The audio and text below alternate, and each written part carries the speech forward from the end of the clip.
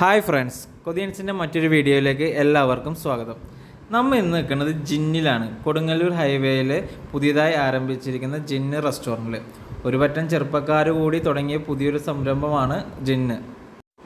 ചട്ടിച്ചോറ്, പഴങ്കഞ്ഞി, ചിക്കൻ പൊട്ടിത്തെറിച്ചത്, മുള ബിരിയാണി എന്ന് തുടങ്ങിയ ഒരുപാട് തരം വെറൈറ്റി ഫുഡുകൾ ഇവിടെ അവൈലബിൾ ആണ്. രാത്രി 12 മണി വരെ ഷോപ്പ് ഓപ്പൺ ആയിരിക്കും. നമ്മൾ ഇന്ന് ഓർഡർ ചെയ്തിരിക്കുന്നത് ഇവരുടെ ചിക്കൻ ദോശയും സ്പെഷ്യൽ മസാല ദോശയും ആണ്.